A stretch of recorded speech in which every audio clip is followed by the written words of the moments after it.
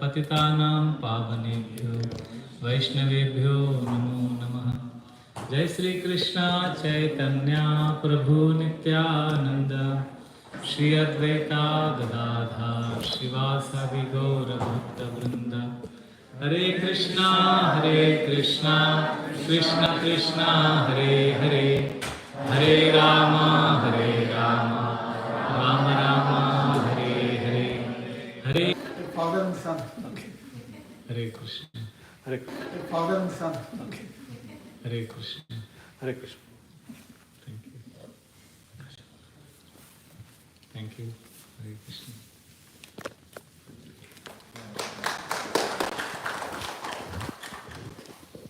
Okay, come to me. Come.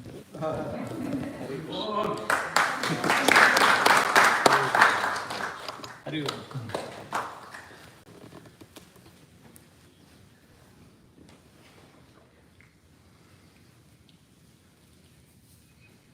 Hare Krishna.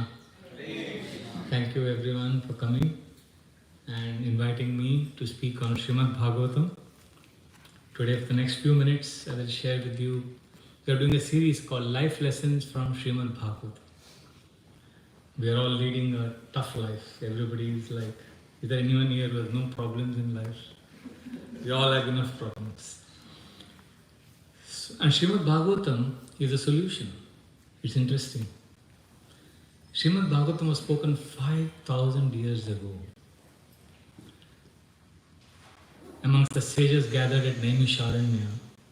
And Srimad Bhagavatam promises to contain solutions to our life's problems.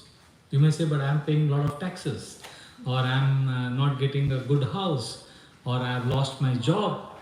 Will this problem be solved by Srimad Bhagavatam? Interesting.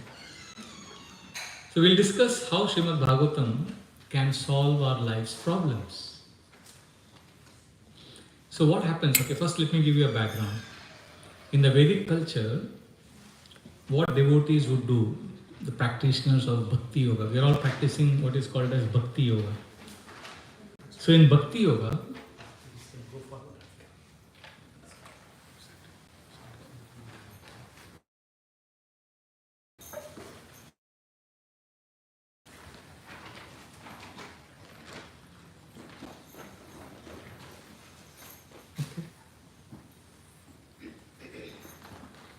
So in Bhakti Yoga is founded on two principles. So if you want to understand what is spirituality, what is Bhakti Yoga, please remember, connect and contribute. That is Bhakti Yoga. Connect and contribute. Connect means staying on the platform of our real, authentic self. Unfortunately, many of us live in the space of an adopted self. That's not the real I. It's not the real self, it's the reactive self. We respond to situations. So there is something called as real self, the authentic self. Like for example, let's say your loved one is very far away. So what do you do when your loved family member is very far away? You call them, right? And you talk to them on the phone. That means you connect with them. And that's how your relationship is maintained. Similarly, do you connect with yours, just like you're in touch with your family members? Are you in touch with yourself? Are you doing what, or are you living in a space which is the real you?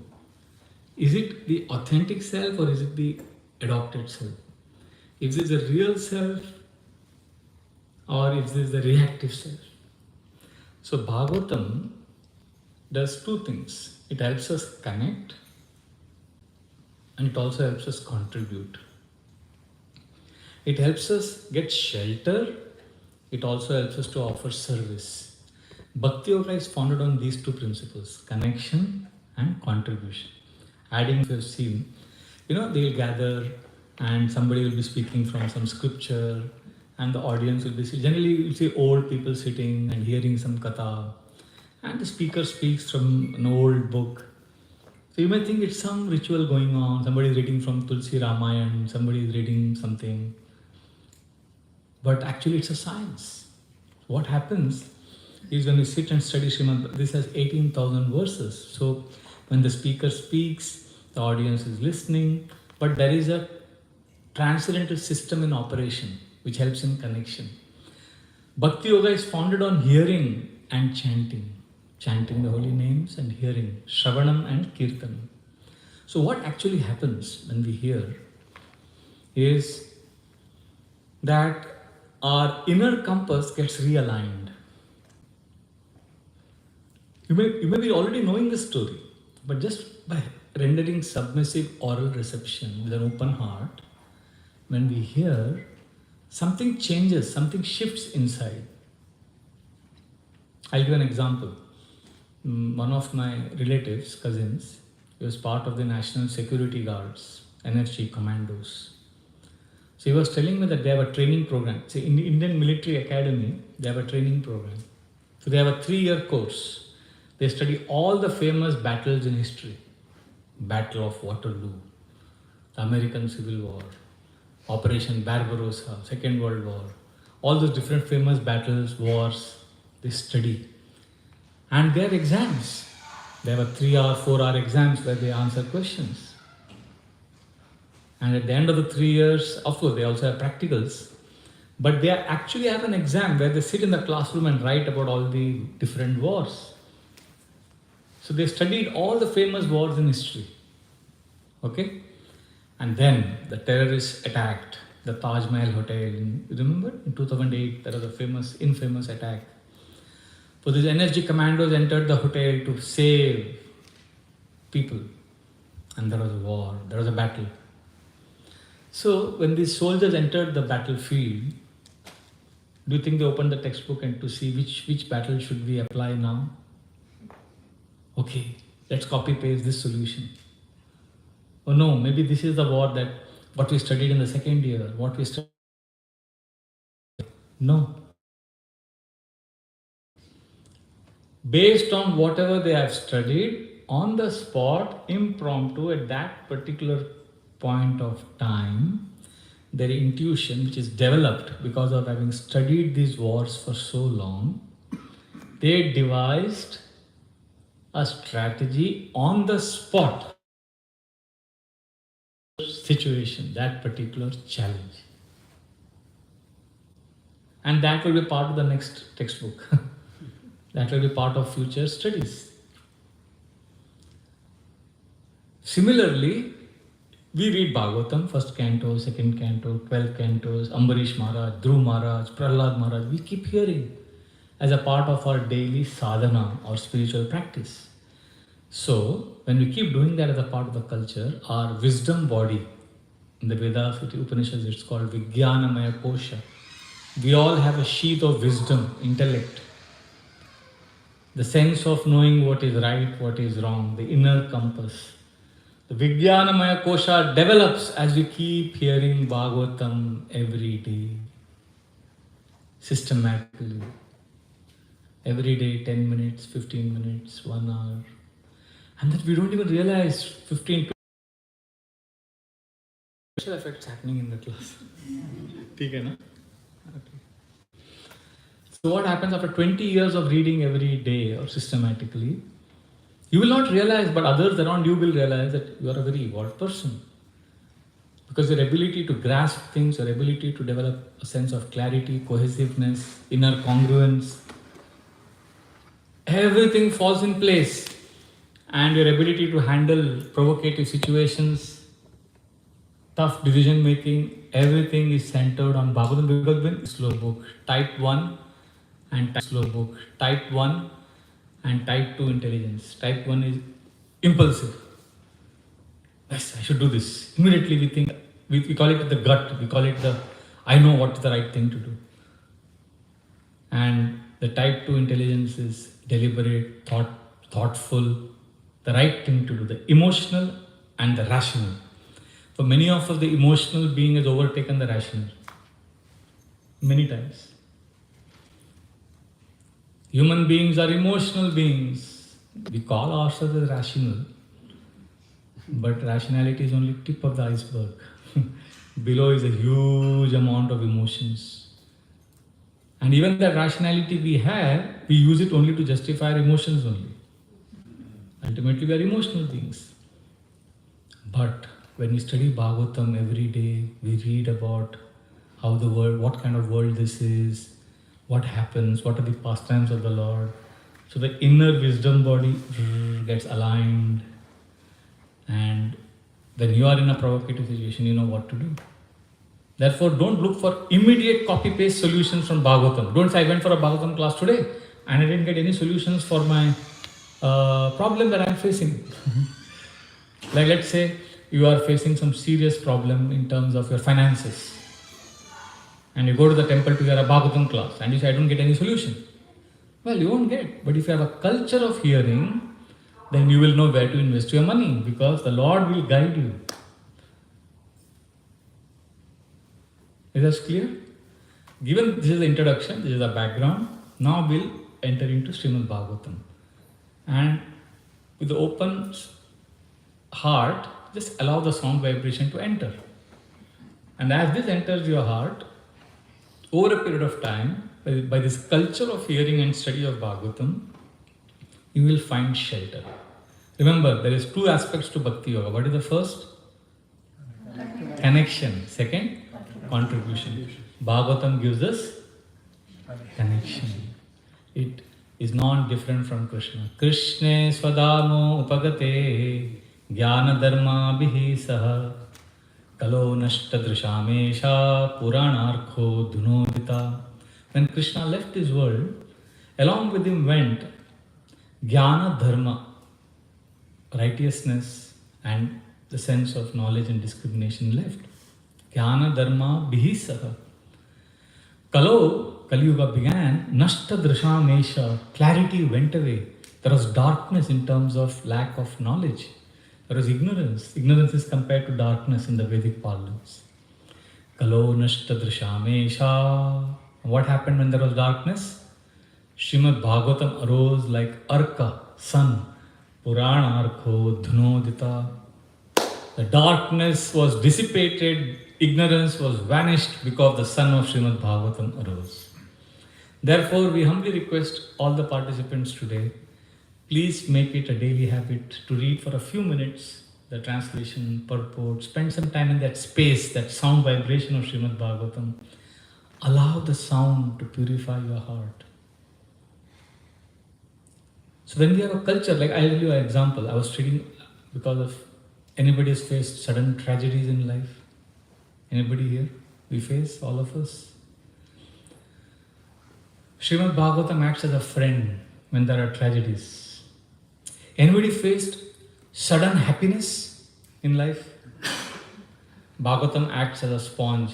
It helps you to remain sober even during happiness. Because Bhagavad Gita, Krishna teaches, see, Bhagavad Gita is like a code book, law book. Bhagavad Gita contains sutras, there are aphorisms. And Bhagavatam is a book of case studies.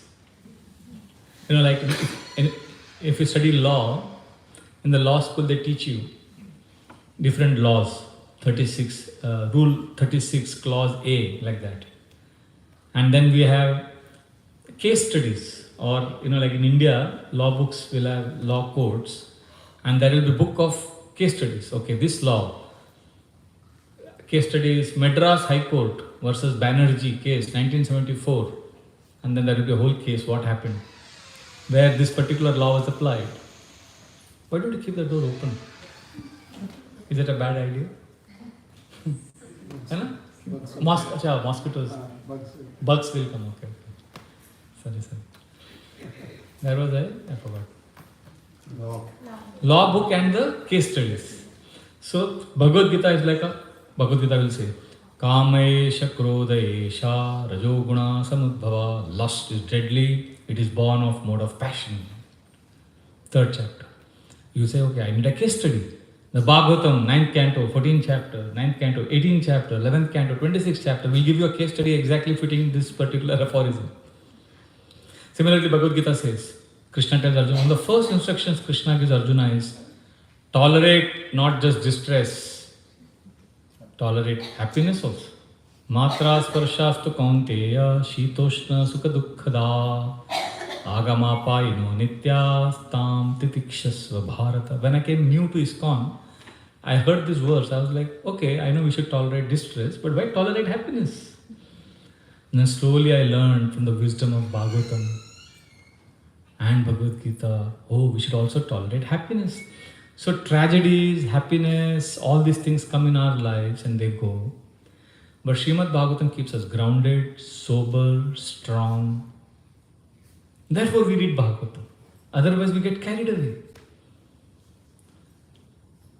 Samashritaye padapallavaplavam mahat padam punya yasho murare bhavambudirvatsa padam param padam padam padam yad vipadham natesham.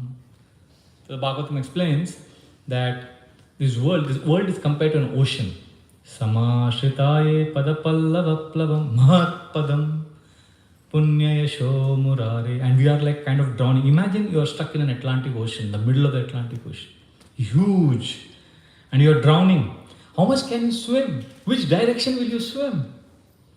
Once I was in Perth and we were at the beach. So I asked my host who had taken me there. I said, what are the I told him, take out your Google Maps.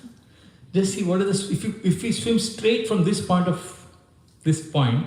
where would we reach? What is the first land we will get?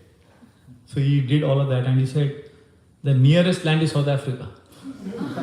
Straight. And I said, how many kilometers? So he calculated, it came to something, I forgot, some 13,000 something kilometers. I was like, okay. Then I said, calculate the distance from Kanyakumari to Kashmir, Srinagar, India. So then we calculated and we did the distance. So if you go from Srinagar to Kanyakumari 3 times, that's the distance from where we were standing to the next land. Huge ocean. So you understand what kind of... So imagine you're in the middle of that ocean, in the water, swimming. Where will we go? How much can we swim? So the Bhagavatam very graphically describes our situation as drowning in the ocean. At that time, a beautiful boat comes along. Mahat padam punya yasho murare. Krishna's lotus feet. Lord Krishna, Lord Vishnu, when we meditate on their lotus feet, that's like a boat. So what happens when you get that boat? Bhavam vatsa padam param padam. Bhavam budir, this huge ocean of material existence, comes under the lotus feet of Krishna. And it becomes as small as a puddle of water contained in the hoof print of a calf. If you see a calf is so small, and you see its hoof print, how much water can be accumulated there? Just this much. So the giant ocean becomes small. Basically, you were struggling in the ocean till now, but now you got Krishna's lotus feet, then you can easily cross over this ocean. In the sense, you will easily cross over the ocean of suffering. Otherwise, let's say we don't have Krishna, what will happen? Bhavam budirvatsa padam param padam. What does the last line say? Padam padam yad vipadham natesham. Every step, there is a danger. Somebody was eating lunch and a huge plane comes and falls on them. It's crazy. You're walking on the street, you get a heart attack. Just imagine in this hall, if we all decide to jump up and start dancing in Kirtan, all of us. And imagine there is some small ant here. And the ant makes a plan, a program, that I am going to travel to the watch, to the clock. That's his life plan. He has a vision, he has a mission, a statement of action, all that. 5-year plan, 10-year plan. So he makes a plan for travel from here to that clock. And we are all doing what? Hare Krishna, we are dancing. What will happen by the time he reaches there? Or will he reach there? So we are like that ant in this giant cosmos. We are insignificant. But Bhagavatam teaches us we are insignificant, but The beauty of Bhagavatam is it makes you feel very special because you have Krishna. So when we have a relationship with Krishna, we experience this paradox. We feel utterly insignificant, but we also feel loved. In this world, insignificance is not a good word. Oh, you're insignificant? No, I want to be somebody significant, important. I want to be great. But we get frustrated. And you think if I become insignificant, I'll be nobody, I'll not be happy. No, this is the paradox of Bhagavatam. It helps you enjoy the nectar of insignificance. I am nobody in this cosmos, but I belong to Krishna. That is called connection. That is called shelter. That is called belonging. That is called the home state or the heart space. We belong to Krishna. So how does this journey begin? So we start meditating. See, there are 4 steps to feeling this shelter, feeling this connection. The connection is the last step because it's very abstract. You may say, Prabhuji, this is very vague. Feeling loved or connection, shelter, all this is very vague, abstract. That's what you also feel somewhere. But that will make sense only if the first 3 steps are in place. The first step is speech or sound. What we just now spoke, I spoke some shlokas, I spoke some words, this is sound. After sound is the second step, which is very important. That is thoughts.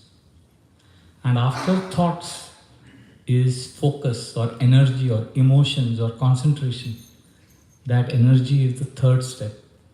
And then the feelings come of connection. I'll come back to this point. Bhakti Yoga is connection and contribution. Today we are discussing which of the two? Connection. And connection is focused on 4 steps. First is sound. That's why in Hare Krishna movement we always listen. Bhagavatam class, sound. We connect to the sound. We chant Hare Krishna. That is speech, that is sound. But then we have to go to the next step. That is thoughts. We have to also invest thoughts.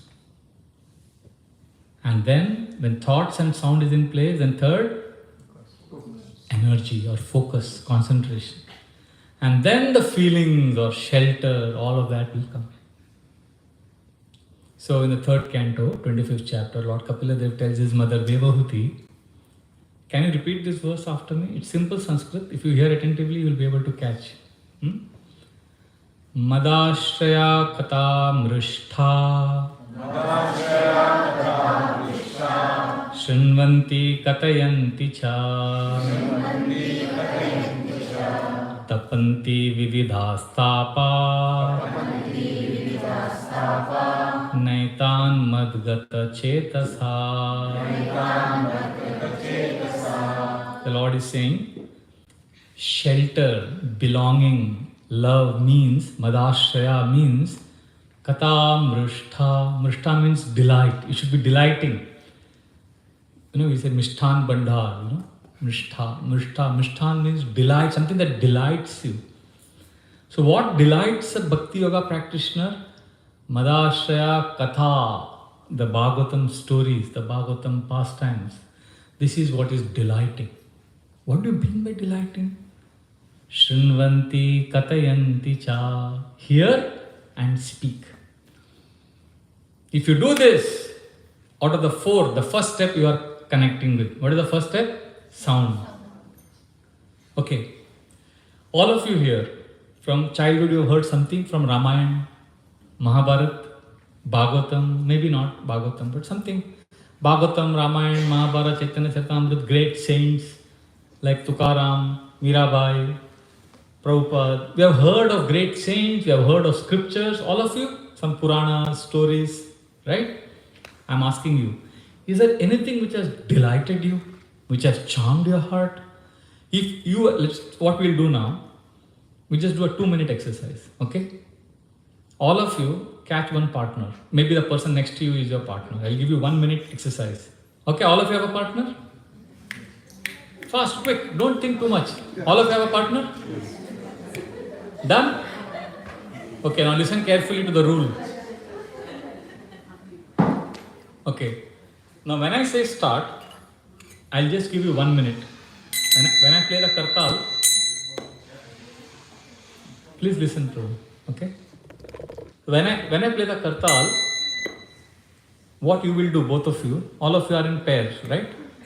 You will start talking to each other. I'll tell you what to talk, otherwise you'll keep talking anything. What is Trump doing? And no, very important to know what to talk.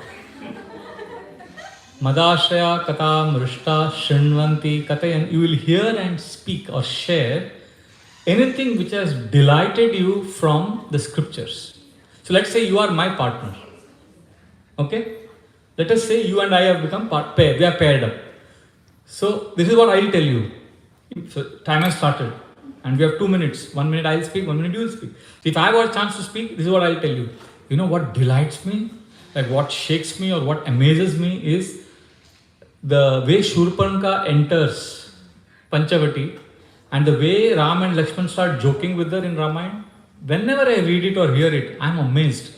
How Ram never joked, never does frivolous talk, but that particular day he does frivolous talk, jokes with Sita, Shurpanka, and the whole discussion, and then Lakshman cuts off her nose, and then after some time Ravana comes and kidnaps Sita, that whole pastime ending with Jatayu being killed.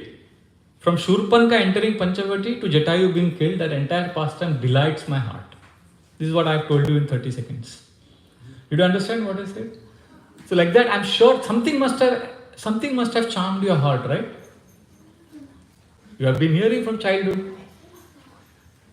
Ramayana, Mahabharata, Bhagavatam. So, share with your partner.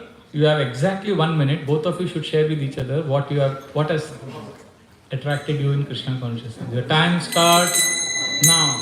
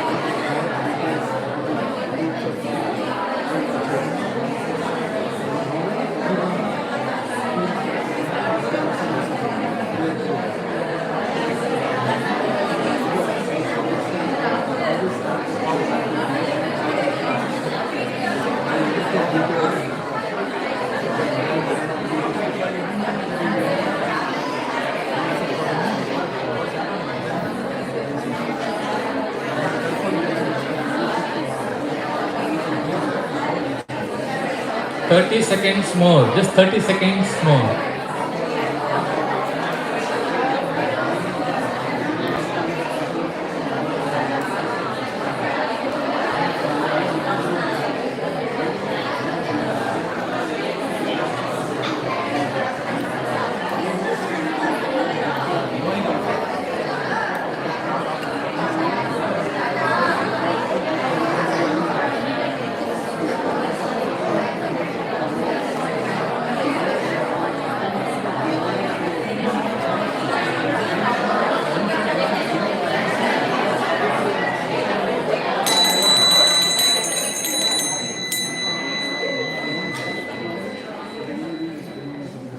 Thank you. Thank you so much for doing this. Please repeat this verse after me. Madashraya katam rishtha Shinvanti katayanti cha Tapanti vividasthapa Naitan madgata chetasa. Just now you practiced the Shrunvanti katayanti cha. You just now practiced it. What the Bhagavatam is saying. You were hearing from your partner and you are also sharing. Which is first of the 4 steps. That is sound, speech. When you do this, what will happen? Tapanti vividas tapa. Tapa means heat. We are all facing heat in our lives. And it is tapanti, it is burning us. We are all getting burnt by the heat of material existence. Somebody is facing the heat at home. Somebody in office. Somebody at both Home and office.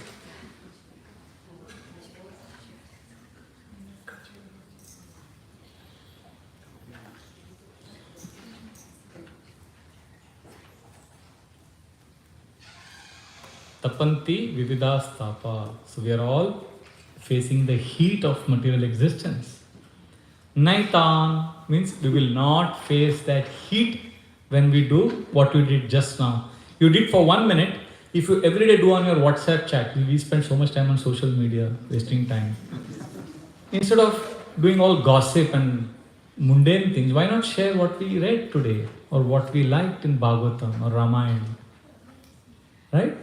Just share that with your friends and see the difference it makes. You are practicing Shrinvanti Katayanti Cha Tapanti Vividasthapa Naitam. You will not face the heat. You know this burning frog syndrome?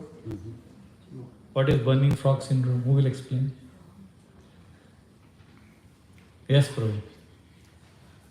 The frog, when it is kept in hot water, it tries to adjust its body temperature to a degree where it cannot be harmed by the water. But in that process, it utilizes all its energy. And when it becomes too hot, the frog tries to jump out of it, but it cannot. And because of that heat, it dies in that. Yes. See, if there is boiling water in a cauldron, and you put the frog inside, frog will jump out. But if you keep the frog in a normal temperature water and the frog is enjoying in that water, and slowly raise the temperature, the frog won't realize that the temperature is increasing. And a point of time, it will be really hot. And the frog says, oh, it's too hot, but by that time it's too late. It will be burnt. It will be cooked. Tapanti vividastapa. We are all like that frog. We are comfortable in our boiling cauldron right now. And at a point of time in our life when we realize it's too much. Material life is too much. I'm suffering, but it's too late. But what happens when we do this Shranvanti, Katayanti Cha? It's like the frog being educated and enlightened. We'll suddenly become a wise frog. Oh, I'm getting burnt and we'll jump out. So if you study Bhagavatam sincerely, you will know I can jump out right now. Did you get it? Yes. But I know some devotees who tell me, Prabhuji, but I've been in Bhakti movement for 20 years, but still I don't feel like jumping out of the cauldron. Then you have missed the second part of this 4-step process. That's what Krishna is saying. We'll chant this verse once more and then you'll understand what is that second missing link. This is a small adjustment we need to make. Trust me, today evening can be a life-changing moment for you. Just make this small adjustment in your life and see the dramatic change in your life. See the spiritual landscape of your life completely change. What is that small adjustment? Please repeat after me. Madashraya katam rishtha Shrinvanti katayanti cha Tapanti vividastapa Naitan madgata chetasa. Very easy. First line you heard. Madashraya katam rishtha. Shelter of God or love of God begins with being delighted. Madashraya katam rishtha. In delighted in what? Shrinvanti katayanti cha. That's what you did just now in that interactive exercise. If you do that every day, what will happen? Tapanti vividastapa naitan. It will not affect you. But if you are saying, but it is still affecting me, then you have missed the most important point. Naitan madgata chetasa. Chetasa, Prabhupada translates as thoughts. We are chanting and sharing and hearing katha, but we have not invested our thoughts. It's only words. There is a difference between speech and thought. I'll repeat. Thought is also sound, speech is also sound, but thought is sound in subtle form. Like let's say you say, I want to go to temple. This is sound. Speech, but in manifest sound. But when you say it in the mind, I want to go to temple. You've not spoken it, but you've spoken that sound in the mind. That's thought. Have you experienced this sometimes? You get a thought. I want to go to temple. And And then it comes out of your mouth and you tell your partner or your family members, I am going to temple. But before you said that, that sound that was created in the thought form, that is called Madhyama Vak. What comes out is called Vaikari. And in the Vedic scriptures, the sound in thought form is called Madhyama. So what is Krishna saying? If you want to be happy in life, if you want to be spiritually anchored, don't just do what you did just now. Hearing and sharing is great. That is the first step, speech. But also do that in the thought form. Then you will be saved from being that burning frog. You will be the jumping frog. You will jump out of that burning water. Chetasa, the thoughts have to change.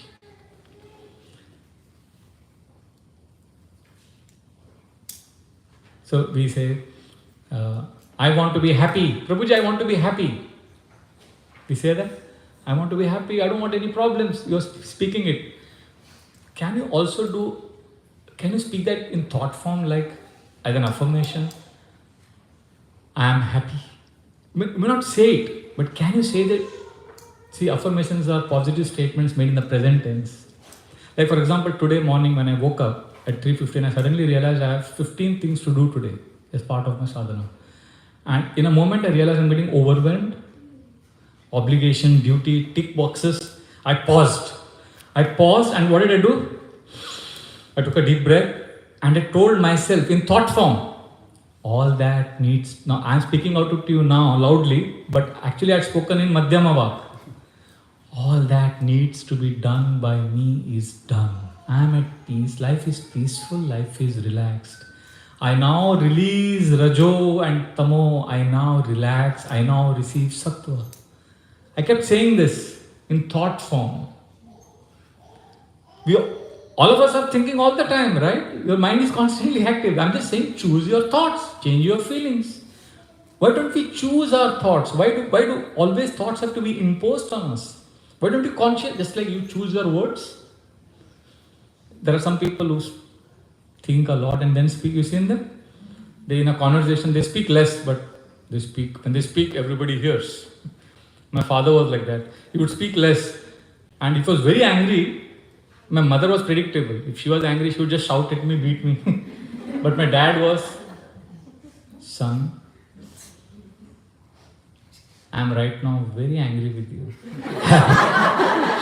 I would get really scared because he didn't express his anger, he explained his anger. So, when there are some people who think and then speak. But there are many people I know who speak and afterwards think. What did I say? You know such people also? I didn't mean it. So I'm saying they're anyway thinking. So I'm saying choose your thoughts. Choose. And when you choose your thoughts, so what is the first step? Speech. What will you do in terms of speech? What you did just now. Call your friend and say, today this is what I read in the Bhagavatam, this is what I read in Ramayana. Share what you read. Shrunvanti, katayanti cha. But don't stop there. See, between the speech and feeling, saying I love you Krishna, I want to feel loved by God. And to actually feel loved, there is a bridge. And the bridge is thoughts and concentration, thoughts and energy. That is a bridge. So I'm teaching you, I'm just sharing with you how to practice that. So Bhagavatam is filled with thoughts. How to choose certain thoughts. Like Nala, Kuber and Manigriv. They were trapped in the body of a tree. And Krishna delivered them. So when Krishna delivered them, they offered many prayers. So when you read in the Bhagavatam, there are many prayers of many devotees. So when we read Bhagavatam, we read those prayers and then we choose those prayers in our thought form. I'll give one example. For Nala, Kuber and Manigriv are standing in front of Krishna and they're offering prayers. So I read that prayer. Then when I come in front of Krishna, I am offering those prayers in my thought form. That's how I purify my thoughts.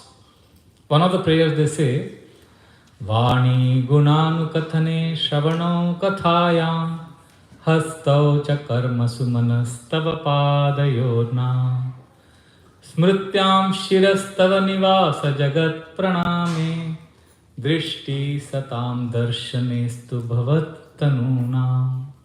They're explaining That Krishna, our desire is Vani Gunanu Kathane. We want to always glorify you. Shravanam Kathayam. We want to hear about you. Hastau cha karmasu. We want to engage our hands in serving you. Hastau cha karmasu manas tava padayorna. And we want our mind to be focused on your lotus feet. Smrityam shiras tava nivasa jagat praname. We want to put our head and offer dandavat pranam to you. Drishti satam darshanestu bhavattanunam. And we want to keep looking at your devotees. We want to look out for your devotees. This is the prayer they are offering. And when you read this prayer, you offer this prayer in your thought form. Krishna, I want to meet devotees. I want to serve you. I want to remember you. I want to glorify you. This is what we offer in thought form. So when we offer this in thought form and also in speech form, we have completed 2 out of the 4 steps. And then comes the third step. So when our thoughts are in place, concentration happens. And how do we concentrate? Bhagavatam gives you hundreds of examples of how to concentrate. All of you have seen Krishna's image, Krishna's deity form. So the Bhagavatam says how to meditate. There are many references. I'll just give you one technique. Sa chintayet bhagavatis charanara vindam vajram kushadvaja saroru alanchanadhyam uttunga rakta vilasam nakachakravala josna virahada mahad hridayandakaram. The Bhagavatam says, take your mind, close your eyes and Charanara Vindam, you know the Lord's lotus feet. Radha Neel Madhav, Radha Kala Chand. Sa Chintaye Bhagavatis Charanara Vindam. So the Lord's lotus feet has 4 signs. Vajram Kushadvaja Sarorua, thunderbolt sign, elephant goat sign, flag and lotus flower. So meditate on Krishna's lotus feet and remember these symbols on his lotus feet. This is the way we concentrate. Just using yogis concentrate, sitting, yogis photographs. This is what they are doing. That's what you can do. Vajram kushadvaja saroru alanchanadhyam. And then what? Uttunga raktha vilasam nakachakravala. The reddish soles of the Lord's. You've seen the reddish soles? Rakta vilasam. It's like reddish, like beautiful lotus flower. Nakachakravala, then the nails of the Lord's toes and the finger, it's sparkling. It's like pearls. Nakachakravala, and that light, Jyotsna, that's the light. Jyotsna virahada hridayandakaram. There is darkness in the heart. That darkness will go away by the light coming from the Lord's lotus nails. So we meditate on that. So there are 3 out of the 4 steps we have done. What is the first? Sound, then thoughts, then focus, then feelings of affection will come. Then you will automatically, remember our goal is connection and then contribute. We are discussing connection. And one of the ways of connecting is through hearing. And this is how we hear. Otherwise, if you don't do it this way, then we are simply doing ritual. When we do it like this, then bhakti is fun, fantastic. You will enjoy the process of bhakti. That's how the greatest yogis have practiced bhakti yoga. You know, Bhishma was a fighter. He shot arrows at Krishna, but he loved Krishna. So when he is dying, he offers beautiful prayers. And I just want to chant a couple of prayers just to give an idea of how yogis meditate, so that you're also on a battlefield, right? You're all Arjunas. Everybody is fighting a battle in your own way. So just see what Bhishma is saying just before dying. These are the last few words he's speaking.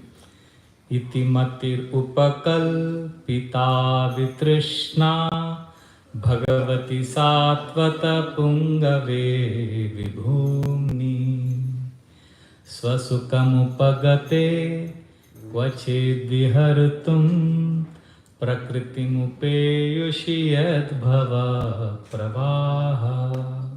He's saying, iti matir upakalpita. Oh, he's dying. He's saying, let me invest my thoughts. See, this is ultimately we have to invest our thoughts. Mati Rupa Kalpita. Let me get detached from everything else and let me focus my thoughts on Krishna, who is the leader of all devotees. And he is so sukham, he is satisfied, but still he comes to this material world and accepts a form. And he comes and he is doing all these pastimes. So what I want to meditate, now look at Bhishma's flavor. He is saying, I want to remember this. Now this doesn't have to be your choice. You can choose something else. But I'm giving you a sample of what Bhishma is meditating and thinking. What is this? See, there are two things Bhishma is doing right now. His thoughts and his concentration. I'm sharing with you Bhishma's thoughts and Bhishma's energy. You can take inspiration from this and make your own choice. But look at Bhishma's taste or Bhishma's, this is a menu card. Bhagavatam presents you a menu card. You choose. And what does Bhishma choose? Tribhuvana kamanam tamala varnam ravikara gauravarambaram dadani vapuralaka kula vritananabjam vijaya sakheratirastu me anavadya. He says, the most beautiful form in the whole creation is Krishna's. Tribhuvana kamanam tamala varnam. He has got a complexion of the tamal tree. And he's wearing in the battlefield. Now he's remembering Krishna as driver of Arjuna's chariot. Ravikara Gaura. He's wearing yellowish, dazzling garments. It's like lightning. Varambaram dadani. And then, as he is driving the chariot, he is decorated beautifully. Vapuralaka kula vritanana. He's got sandalwood pulp on his face. He's beautiful like a lotus flower. And he is Vijaya Sakhe. He is the chariot driver of his best friend Arjuna. Ratir astume anavadya. Let my mind be focused on, concentrate on this form of Krishna. And not only this, now it gets deeper. And he says, as Krishna is driving the chariot, what is happening to him? Yudituragarajo vidhumra vishvak kachalulita shamavari alankritasye mama nishita sharir vividyamana tvachivilasat kavachestu Krishna atma. He's saying Krishna is driving the chariot and his horses are, when the horses run, they raise dust. Yudituragarajo vidhumra, and he's waving his whip. And what is happening? When he's doing that, Kachalulita, his hair are getting scattered and they're covering his face. Kachalulita, and then he moves his face. Shamavari alankritase. There are perspiration drops which are falling from Krishna's hair on his cheeks and they are like pearls. Look at Bhishma's concentration. He's dying, he's on a bed of arrows and he's remembering Krishna's beautiful lotus face which is smeared with dust. Generally in this world, when you go out and you're in dust, dirt, you want to come home and wash your face and clean it up. Gee, dirt is bad. We want our face to be clean. But look at Krishna, the dirt on his face is adding to his beauty. Shamavari, and on top of that, the perspiration drops. And then the beauty is this. Mama Nishita Sharir. I was shooting arrows at Krishna. Mama Nishita Sharir Vividyamana Tvachi. And those arrows hit Krishna's skin, body. And blood was oozing out. I want to remember that form. That is his special fighting rasa with Krishna. Tvachi Vilasa. And his armor was getting shaken. So our Vaishnava Acharyas give purport. Don't think Bhishma and Arjuna and Krishna are enemies. That is their love. So Prabhupada says that lover and beloved in their loving affairs, the lover bites the beloved and it may appear to be biting or it may appear to be violence, but it is actually love bite. So Prabhupada says Bhishma shooting arrow at Krishna is a love bite. And he says, Kavachestu Krishna Atma. I want to remember this form of Krishna. See, there are so many variety in Bhakti Yoga. You don't have to sit like this and meditate on formlessness on some Om. You can meditate on Krishna's pastimes. Bhishma is meditating on the dirt that is covering Krishna's face. Dirt. It's amazing. Even Lord Ram, this beauty is described. Aganita guna gana bhushita Rama avanita naya kamita Rama Rakha Chandra samanana Rama Pitrvakya shrita kanana Rama Rama Rama Jaya Raja Ram Rama Rama Jaya Sita Ram. So from childhood we've been hearing this. What does this verse say? Aganita guna gana bhushita Rama. Lord Ram is decorated with unlimited qualities. And Avanita Naya Kamita Rama. And many young girls would look at Lord Ram and desire him as their husband. And this is the line I wanted to bring your attention to. Rakha Chandra Samanana Ram. When he's fighting, the dust is decorating his face. So you can meditate even on the dust decorating Lord Ram's face. Pitrvakya Shrita Kanan. And to honor his father's words, he went to the forest. That Ram I want to meditate upon. See, these were all thoughts. How you can choose your thoughts about Krishna. And while choosing the thoughts, you invest your energy and concentrate on some aspects of the Lord. Even in the Gopi Geet, the gopis are meditating on Krishna coming back from the forest. Dina parikshaye Neela kuntalair vanaruhananam vibhrudavrutam ghanarajasvalam darshayan muhur manasina smaran virayachasi. The gopis are saying that Krishna is coming back from the forest of Vrindavan. Dina parikshaye Neela kuntalair. His hair has become bluish. Vanaruhananam bibradavrutam. They are flowing and they are covering his face. And then what is happening? Ghanarajasvalam. When we look at his face, it is filled with the dust. Darshayan muhur. We keep looking at that face. Manasina smaran. When we look at that face, our heart is pierced with the arrows of Cupid. Manasina smaran. Virayachasi. You are our hero, Krishna. So these are the different ways we can meditate upon Krishna. The Bhagavatam is giving us unlimited methods. So what I have offered you today, he is focusing, we want to connect with Krishna in Bhakti Yoga. To connect with Krishna, there is speech, which you just practiced today. Then there are thoughts, and then there is concentration on these forms. And if we do that, when Krishna is about to take birth, the Devatas reveal what will happen to you and me. In the 10th canto, 2nd chapter, just before Krishna is about to appear, the Devatas give their verdict.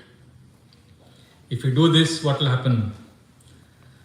Tvayambujaksha kila sattva damni samadhina veshita chetaseke tvatpada potena mahatkritena Kuruvanti Govatsapadam Bhavabdhim. Krishna is Akila Sattva Dhamni. Unlimited way Krishna can give you opportunities to meditate. Krishna is unlimited variety. And what you have to do? Samadhina Veshita Chetaseke. Focus on Krishna's form. But first, before that, thoughts. Before that, sound. Sound, thoughts and concentration. And then what will happen? Vatpada potena mahatkritena. Your lotus feet will become that boat which will help us cross over this ocean. Kuruvanti govatsapadam bhavad. Again that word has come, govatsa. The calf's hoof print. See, generally when we think of Krishna's feet, you see those tiny feet? Radha Nilmadhav, Radha Giridhari, Radha Kalachan. We think, oh, feet is so small, ocean is so big, right? So we think, how can this feet be the boat? Bhagavatam says, no, this feet is not small. This feet is so big that this ocean becomes small. See, you know the story of Akbar, Birbal or Gopal Ban's story. One man came to the kingdom and told the king, I want to see who is intelligent in your kingdom. So he drew a line on the board. And he said, who can make this line shorter without erasing it or without cutting it?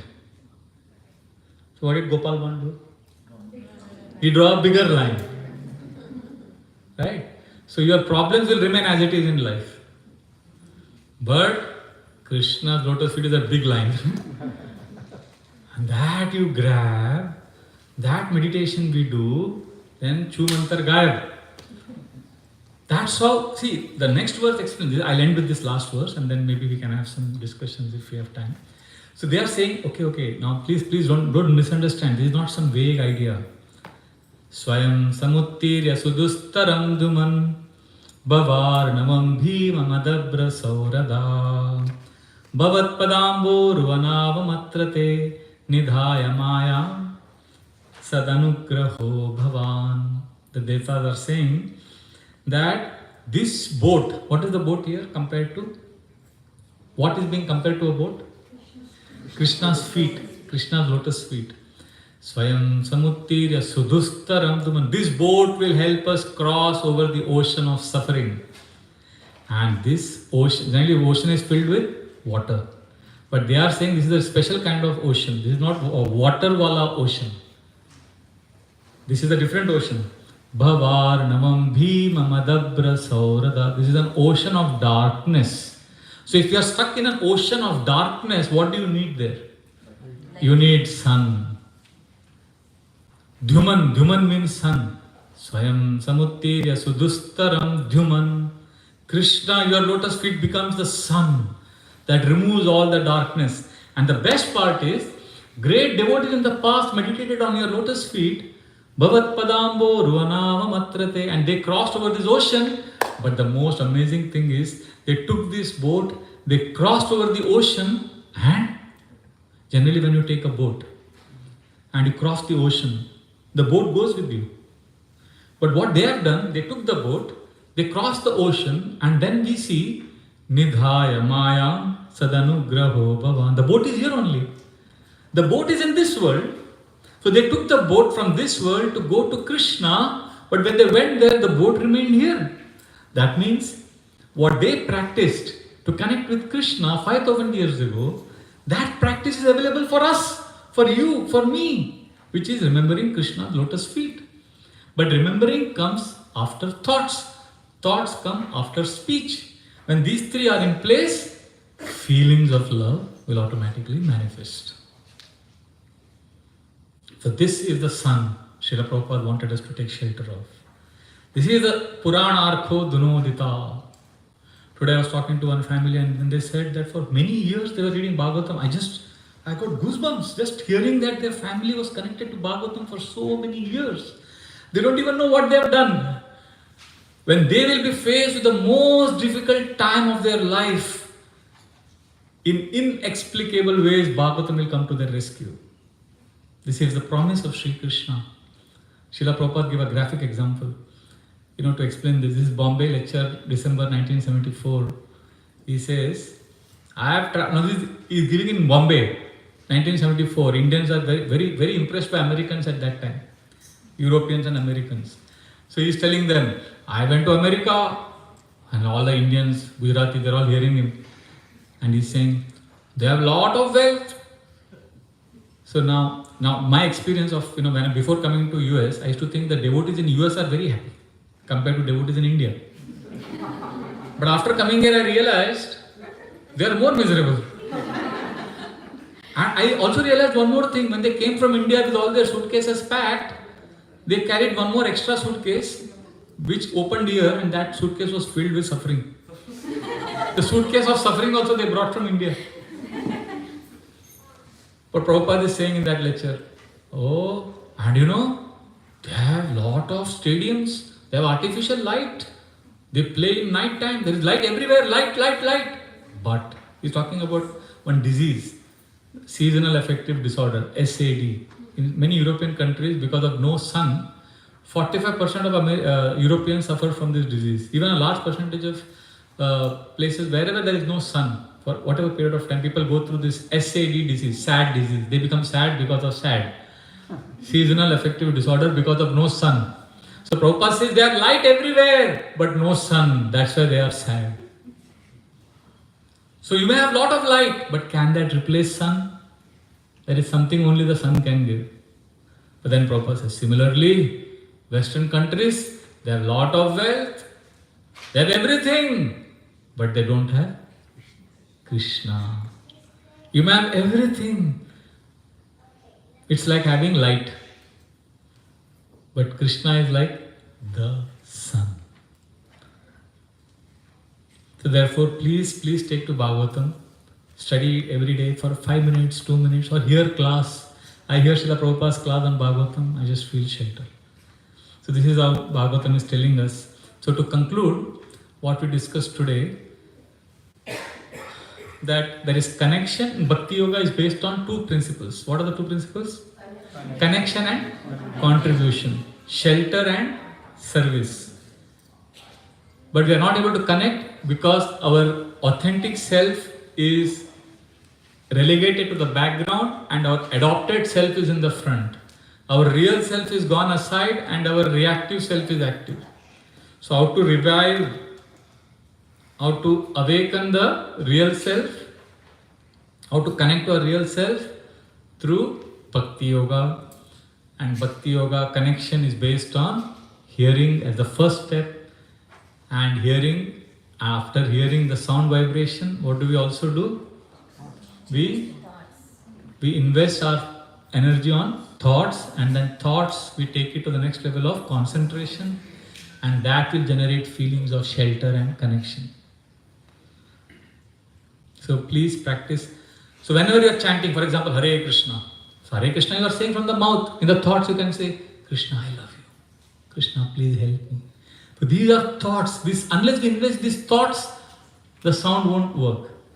When I was new in Bhakti Yoga, I used to be attracted only with the sound. So when somebody would do kirtan, then melody would attract me. Kitna acha ga raha hai. Somebody would sing sweet voice. But as I'm getting older, I realized that melody is not important. The tune is not important. My thoughts are important. If you go to Vrindavan, you will see some old man, old woman, some doing bhajan in some temple. They are singing completely off track.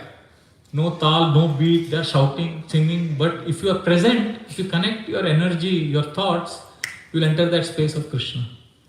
I remember when I was very new, the singer was singing one melody in the Hare Krishna in our temple. I forget that melody. Hare Krishna, Krishna Krishna, Hare Hare, Hare Rama, Rama Rama, Hare Hare. I forgot what is the original Bollywood song. There was some song, I remember that singer was singing, and I am also like, but I was not singing, I was not interested in the Hare Krishna melody. ऐ दिल मुझे बता दे तू किस पे आ गया है वो कौन है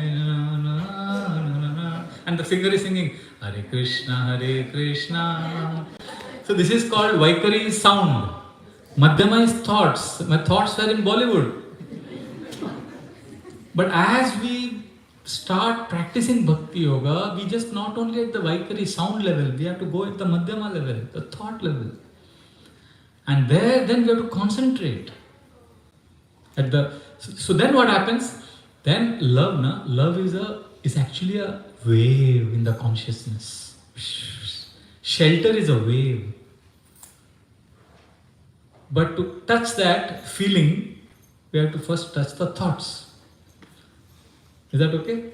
Like mother, when you hear the word mother is sound. But one who doesn't know English, mother. Just sound. But somebody who knows little bit English, he will think, oh, mother means ma. Okay. He's connecting at the thought level. But somebody whose mother tongue is English and who is remembering his mother intensely, so when he hears the word mother, there is automatically feelings of love, affection that generates in the heart. That is at a wave form. It's like a wave in the consciousness. So when we hear any sound, when we hear Hare Krishna, We are all at the Vaikari level, the sound level. We just hear the sound. Somebody sang beautifully, melodious. No, we go deeper into the thought, Madhyama level. And then go deeper. The practice, concentration is that bridge. When we concentrate, then we can come to the level of experiencing that shelter. Is that okay? Hare Krishna, Krishna Krishna, Hare Hare, Hare Ram, Ram Ram, Hare Hare. Nantra Srimad Bhagavatam ki jai. Any comments or questions? If we have time, do we have time?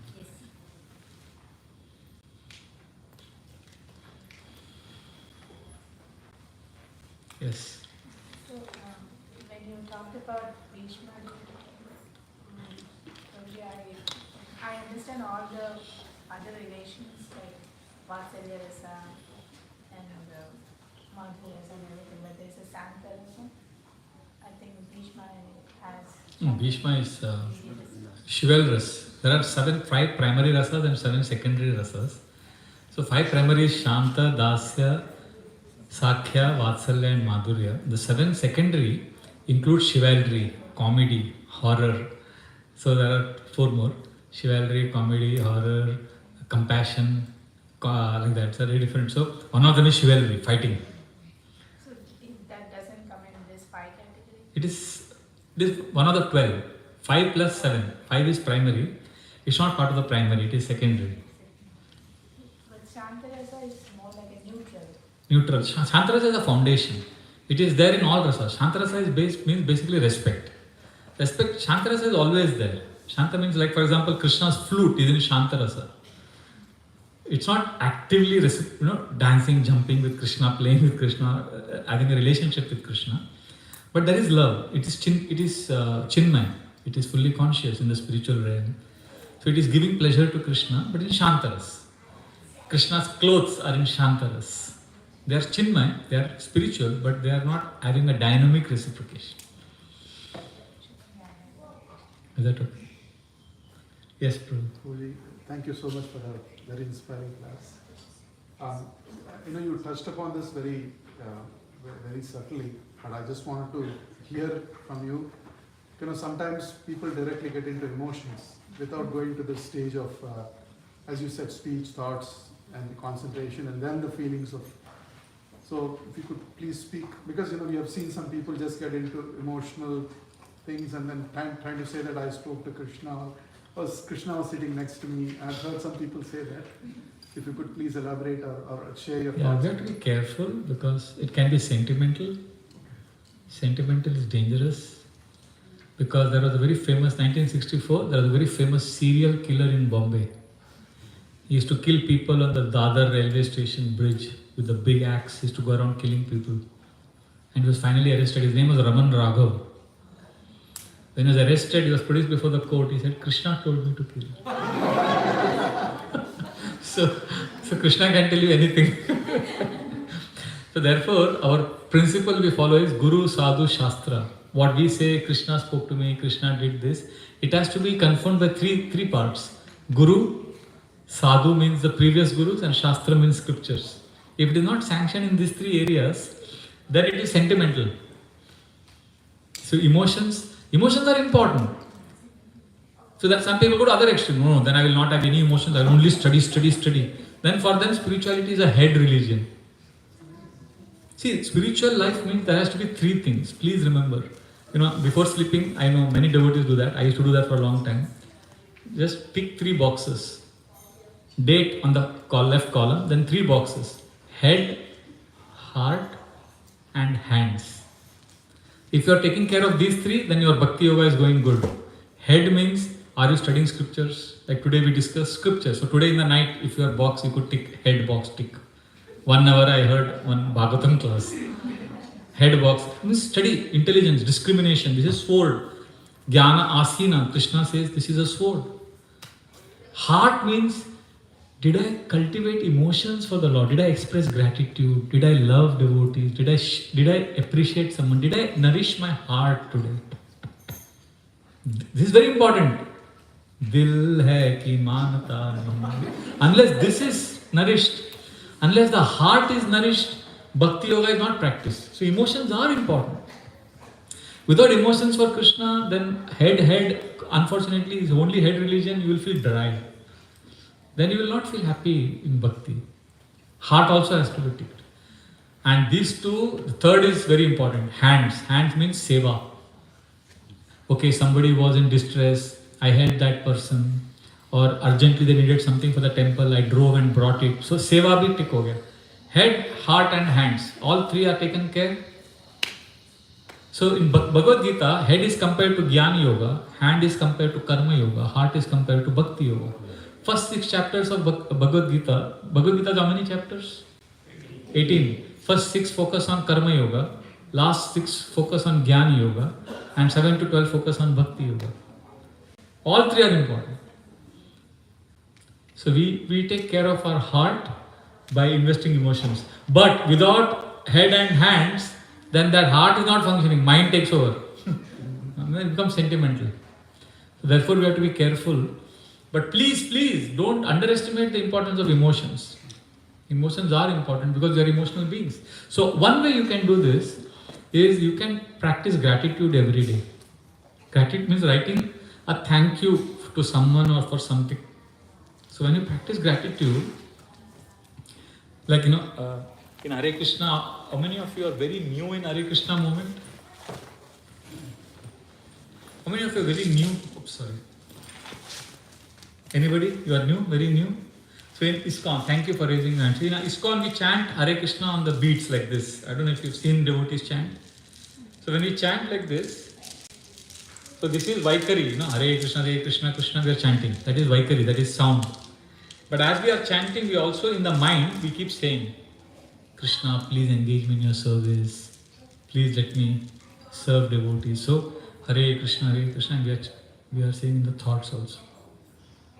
So as we are doing that, so what I do when I am chanting sometimes, it can get boring because it's repetitive, mechanical. So then I invest emotions. What do? You can try this.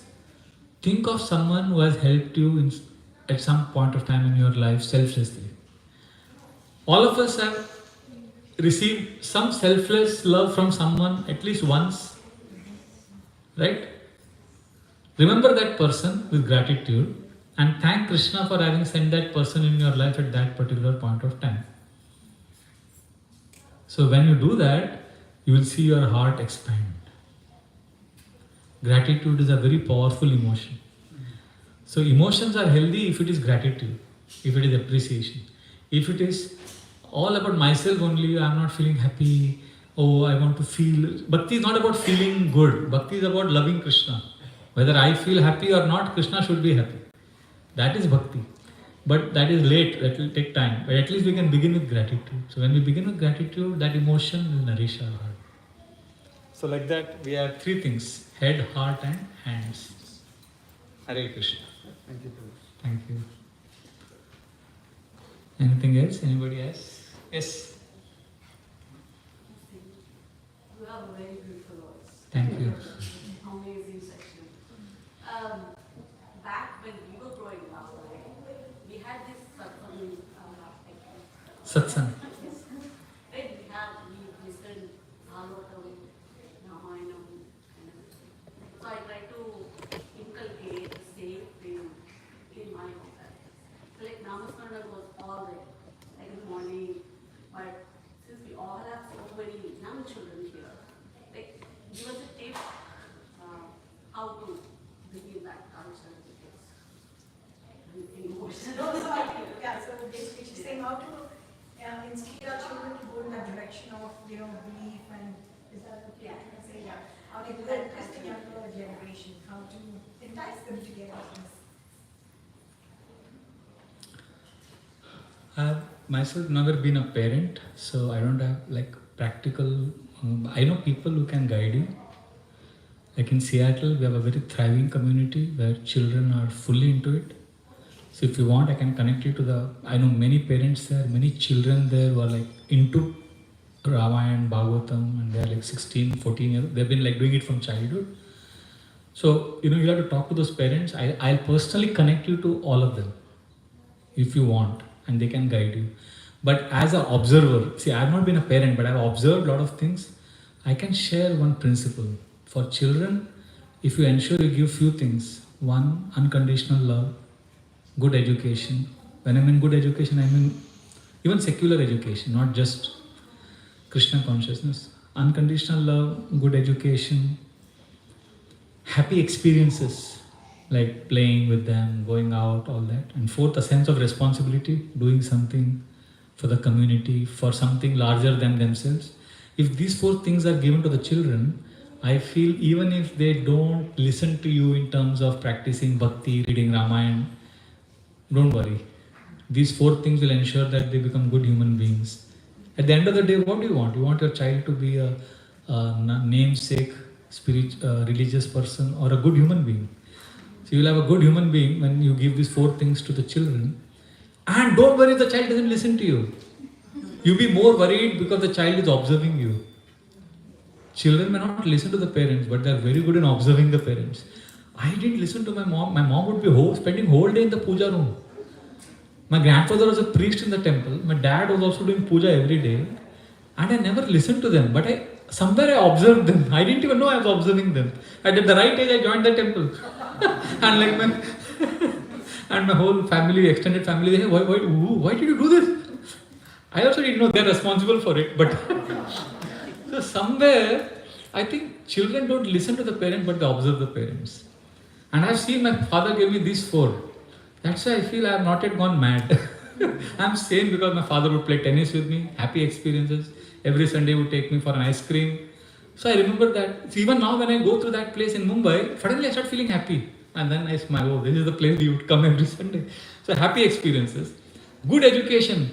When I was 11, 12, I read all of Mark Twain's books, Enid Blyton, like what we have now, J.K. Rowling and all of that. Like during those days, whatever books we had, R.K. Narayan and Mark Twain and Agatha Christie and Arthur Conan Doyle, everything.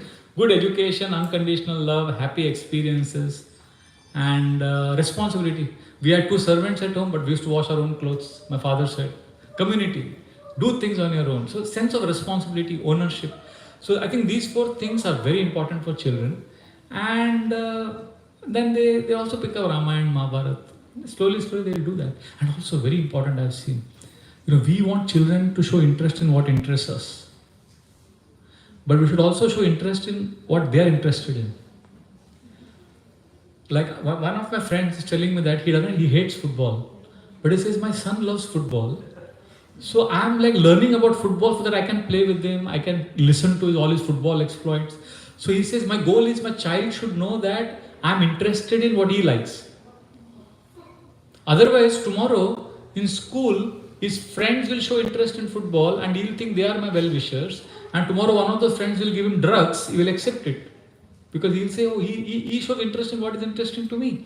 But if I show complete interest in what interests to him, then he will trust me. So it's very important that we show interest in things that our children are attracted to, whether it could be learning about railway engines, about aerospace, about automobiles. As a father, as a parent, you have to take responsibility for that also. So I think all of these things cumulatively add, and in the process I will also connect you to families who have trained their children in Bhagavatam stories. We have Anand Leela Mataji, I know. I'm sure there are other Matajis, Prabhujis also. Radhavalla Prabhuji here. They used to give Bhagavatam to their child when they read. I know many parents who did homeschooling. So you can learn from them. We have a big community in ISKCON. So we'll connect you. Hare Krishna. Thank you very much. Very grateful to you for hosting this program. Thank you. Thank you for coming. Thank you. Thanks to everyone for coming. And please read Bhagavatam, hear Bhagavatam, and make your life auspicious. Srila Prabhupada ki jai. Granthra Srimad Bhagavatam ki jai. Please do some last kirtan. Last Kirtan.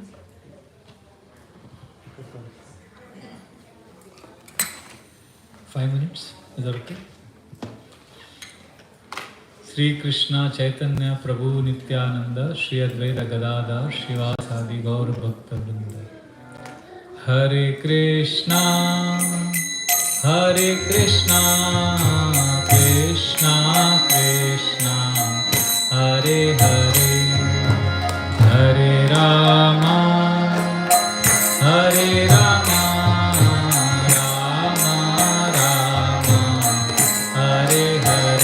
Everybody, please repeat.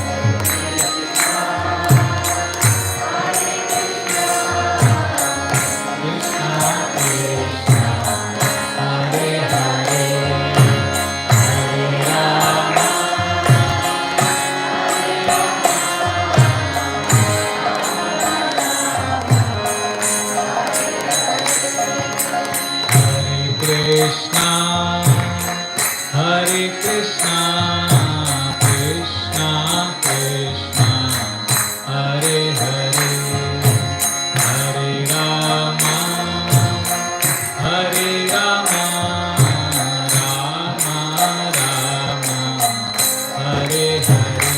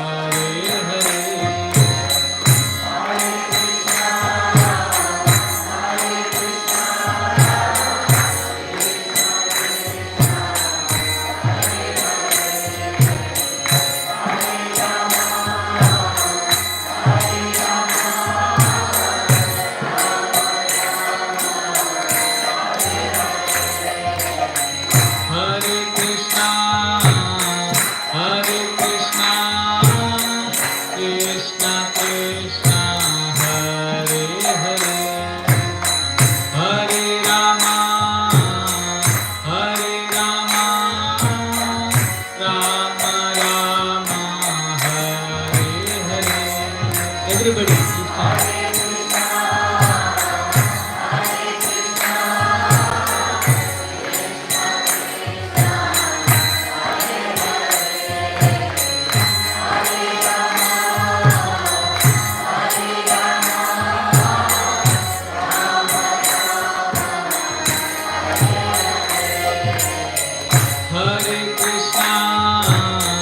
Hare Krishna, Krishna Krishna, Hare Hare, Hare Rama, Rama Rama, Hare Hare.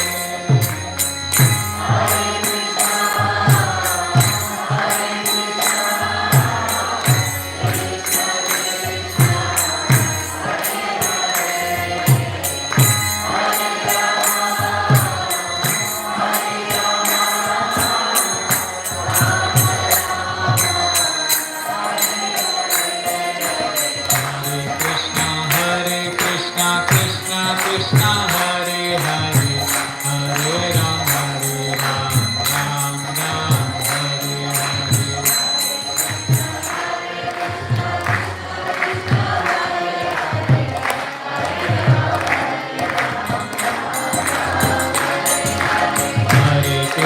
Hare Krishna, Krishna Krishna, Hare Hare, Hare Ram, Ram Ram, Hare Hare.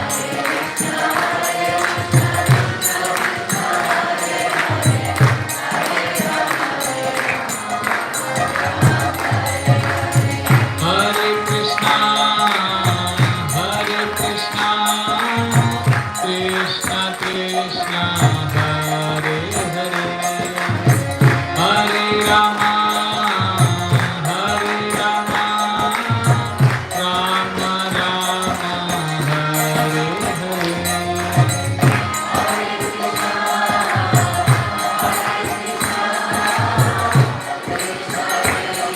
Jai Giriraj Maharaj ki jai.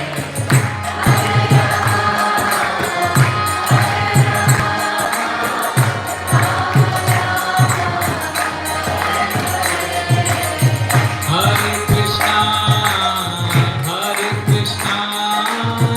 Krishna